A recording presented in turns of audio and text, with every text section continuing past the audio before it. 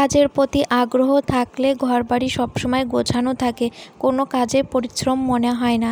Hello everyone, good morning. কেমন আছো সবাই? আশা করছি সবাই অনেক ভালো আছো, সুস্থ আছো। আমরাও ভালো আছি। আজ হলো শুক্রবার আর এখন সকাল হয়তো 11টার মতো বাজে। তো এখন থেকেই তোমাদেরকে সাথে নিয়ে ব্লগটা শুরু করছি। আশা করছি আজকের ব্লগটাও তোমাদের ভালো লাগবে। যদি ভালো লাগে তাহলে প্রথম থেকে শেষ পর্যন্ত দেখার অনুরোধ রইল। তো আজ সকালে ঘুম থেকে উঠেছি 9টার দিকে, কারণ কি বলো তো, কাল সারা রাত জানো তো কারেন্ট ছিল না। আর কাল সারা রাত একটুও ঘুমাতে পারিনি। ওই যে মাম্মামকে হাওয়া করতে হয়েছে পাখা দিয়ে আর কি। তো এই জন্য আর কি সারা রাত কাল ঘুম হয়নি। তো আজ ঘুম থেকে উঠতে অনেক দেরি হয়ে গেছে। ওই যে সকাল 5টার দিকে কারেন্ট আসছে, ওই তখনই একটু ঘুমিয়েছিলাম, এই জন্য উঠতে অনেকটাই বেলা হয়ে গেছে। তো উঠে দেখি আর কি শাশুড়ি মায়ের রান্না হয়ে গেছে। তো তখনই উঠলাম, উঠে তারপর বাসি ওই যে জামা কাপড় ছিল, বাসি কাজ তো আজ আর আমার করতে হয়নি, শুধু ওই যে ঘর বাড়ি গোছানোটাই করেছি। তো ঘুম উঠে আর কি কিছু জামা কাপড় ছিল, মামার বাবা আসছে কাল রাতে, তো অনেকগুলোই জামা কাপড় নিয়ে আসছে, সেগুলো ওই যে ভিজিয়ে রেখেছিলাম, ভিজিয়ে রেখে ঘর বাড়ি গুছিয়ে নিয়েছি, গুছিয়ে নিয়ে স্নানটাও সেরে নিয়েছি। তারপর মাম্মামকে খাইয়ে এখন এই যে ছাদে আসছি মেলতে, কারণ কি বলো তো, বাইরে হচ্ছে বৃষ্টি, এই জন্য বাইরের জামা কাপড়গুলো মেলতে পারলাম না। তো ওই যে উপরে এসে ছাদের উপরে এই যে একটা বাঁধা বলতে ওই যে আর আছে, তো ওইখানে আর কি মেলে দিলাম। আর এই যে দেখতেই পেলে আমাদের ছোট্ট ছোট্ট মুরগি ছানাগুলো, তো এগুলো কেনা হয়েছে, এগুলো তো তোমাদের দেখানোই হয়নি, তো আজ তোমাদের সাথে একটু শেয়ার করলাম। আর দেখতেই পাচ্ছ ড্রাগন গাছে আরও একটা ড্রাগন ধরছে, আরও একটা ফুলও আসছে, ওই একটা দুইটা করে আসছে। যখনই একটা দুইটা করে আসে তখনই আর কি সবগুলোই থাকে, আর বেশি আসলে জানো তো হতে চায় না। ওই যে এর আগের বার অনেকগুলো আসছিলো কিন্তু নষ্ট হয়ে গিয়েছিল। তারপর দেখতেই পেলে বাইরে বৃষ্টি পড়তেছে আর আবহাওয়াটা একদমই ভালো ছিল না, মেঘলা মেঘলা। তো এই যে ঘরেও চলে আসছি আর মাথায় আর শ্যাম্পু দিয়েছি। তো দুদিন আগে আর কি তেল নিয়েছিলাম, তো তেল দিয়েছিলাম মাথায়, শ্যাম্পু করতে পারিনি, বৃহস্পতিবার ছিল এই কারণে। তো বৃহস্পতিবার যেহেতু মাম্মাম্মু আর কি জন্ম হয়েছিল, তো ওই দিনটা আর কি মানি, ওই দিনটা কোনো মাথায় শ্যাম্পু দেওয়া, নখ কাটা এগুলো আর কি করি না। তো দেখো, আর মামামের বাবা কাল রাতে আসছিলো, মামামের জন্য এই যে একটা টেবিল নিয়ে আসছে, পড়ার টেবিল, তারপরে পেন্সিল, কাটার, রাবার, তো এইগুলো নিয়ে আসছে। তো আরও একটা জিনিসও নিয়ে আসছে, সেটা তোমাদের সাথে পরেই শেয়ার করব, 2দিন পরে শেয়ার করব।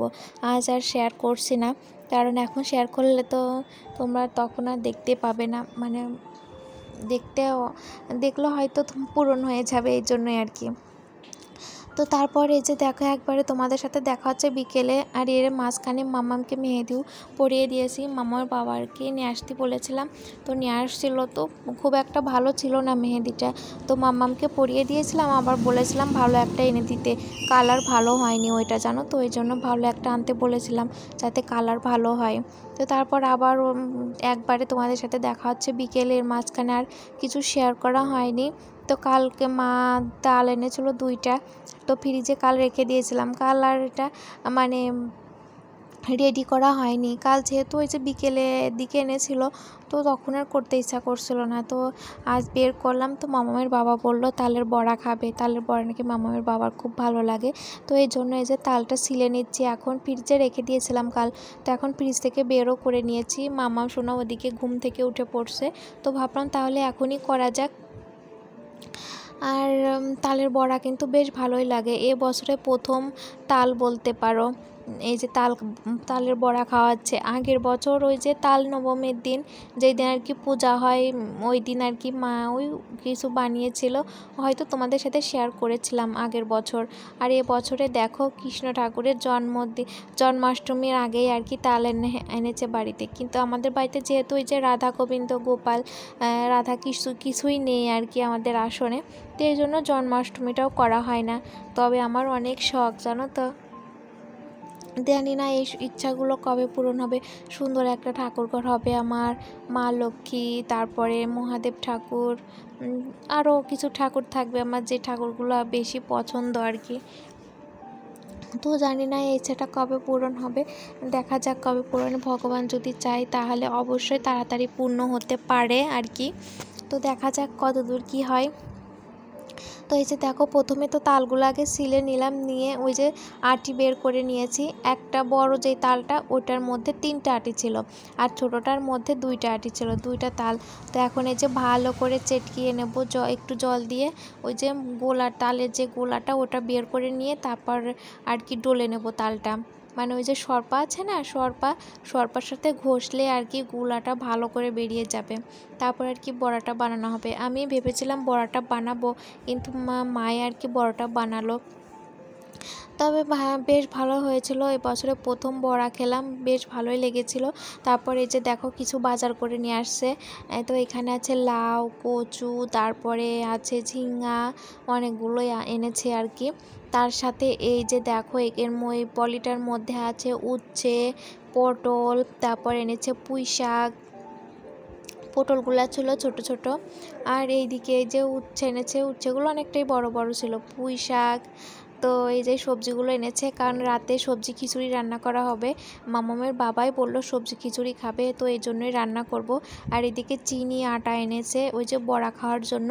আর এই যে আরও একটা মেহেদিও নিয়ে আসছেন, আনতে বলেছিলাম মেহেদি, তো নিয়ে আসছে, কারণ আগেরটাতে কালার ভালো হয় না, তো এই জন্য। আর এই যে দেখো তালের গোলাটা, আর মা এদিকে যে তালের বড়াটা ভেজে নিচ্ছে।